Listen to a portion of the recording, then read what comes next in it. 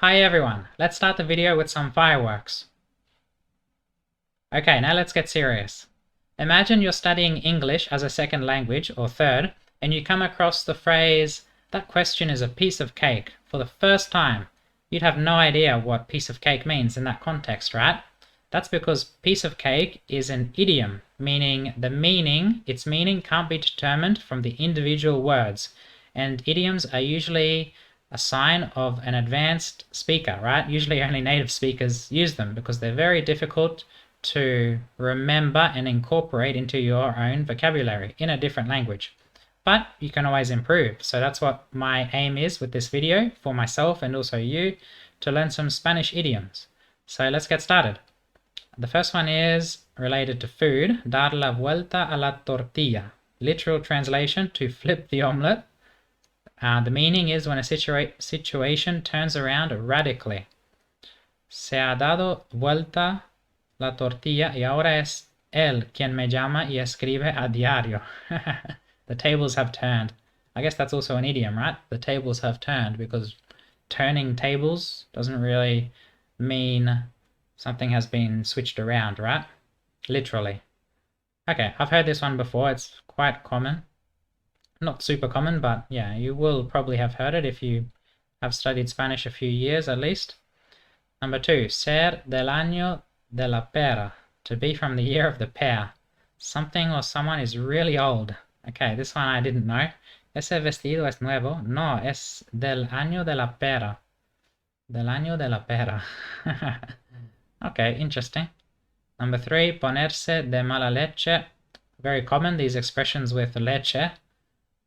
Es la leche. Me cago en la leche. The Spanish people like to use this word in idioms. To turn into bad milk, meaning to get into a bad mood.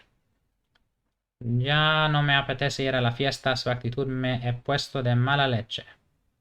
Okay. Number 4, ponerse como un tomate. To turn into a tomato, to go red or to blush. Yeah, this is similar in English, I guess. We can say he's as red as a tomato, although that could mean he's out of breath, right? He's been exercising and his face is all red. So, ponerse como un tomate. Okay, pretty logical, I'd say. Number 5, related to animals. Estar como una cabra. To be like a goat. Someone is crazy. Interesting. Como una cabra. Mi amiga está como una cabra, quiere tirarse en paracaídas. So I'm trying to think if we have one in English with an animal. He's as crazy as a bat. Yeah, bat, S-word, crazy is very common in English, which is very idiomatic because you'd have no idea that means crazy. I mean, without the word crazy on the end. Okay, number 6, tener memoria de pez. Okay, this is very easy if you speak English, right? We say goldfish. Got the memory of a goldfish. I think we use goldfish. So, to have a bad memory. No me has traído el libro, pero sí te lo recordé hace media hora. Tienes memoria de pez. Number 7, estar en la edad del pavo. To be in the turkey's age. To be a teenager or in puberty, which is usually associated to having really emotional reactions. Wow, estar en la edad del pavo. Mi hermano está rebelde e insoportable. Está en plena edad del pavo. Okay. Number 8, parts of the body. No pegar ojo.